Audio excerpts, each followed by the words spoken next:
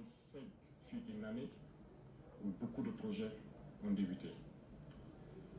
Parlant du secteur de la défense et de la sécurité, ce secteur qui nous intéresse tant dans ce combat, beaucoup d'efforts ont été consentis dans le recrutement de personnel au niveau des différentes forces. Également, plusieurs formations ont été entamées au sein de nos propres armées de façon endogène, ce qui a permis de créer beaucoup d'unités spécifiques qui font un travail remarquable sur le champ de bataille. Monsieur le Président. En termes d'équipement, oui, il y a eu l'arrivée au cours de l'année 2025 de beaucoup d'équipements lourds, mais également des équipements stratégiques que nous n'avons pas voulu présenter. Bien sûr, on ne peut pas tout présenter. On ne peut pas tout présenter. L'ennemi sera surpris. L'année 2026 et la guerre va continuer à s'intensifier et notre armée va continuer de monter en puissance. Exactement, monsieur le Président. Plusieurs opérations ont eu lieu sur le théâtre des opérations.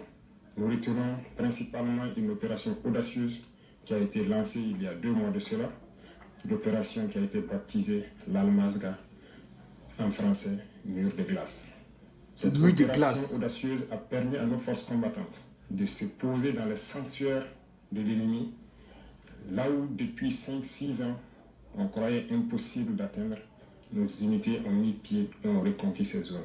Ces opérations ont permis donc la reconquête de plusieurs dizaines de villages, en passant par la région donc de Nakambe, Napade notamment aux abords donc, du barrage de Kompianga, en remontant par Namungu dans le Goulmou, en passant par Zagalegan dans le Pilsé, mais également la zone de Namsigia autour de Djibo et tout le fait entre Djibo et Titao.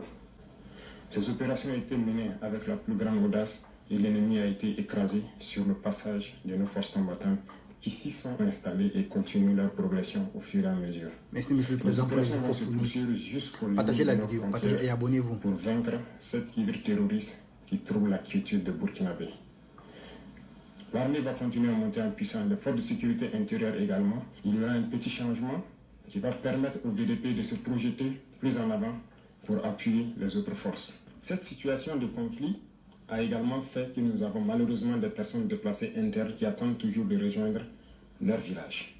La reconquête se poursuit certes, mais au niveau de l'action humanitaire, nous avons entrepris un certain nombre de démarches au cours de l'année 2025, notamment en construisant des abris initialement pour ceux qui sont accueillis dans certains villages, mais pour ceux qui sont réinstallés, nous avons beaucoup d'efforts que nous avons consentis en reconstruisant des écoles, en faisant des fourrages, en aménageant des terres et pour pouvoir les réinstaller et qu'ils puissent vivre dignement au retour dans leurs villages respectifs.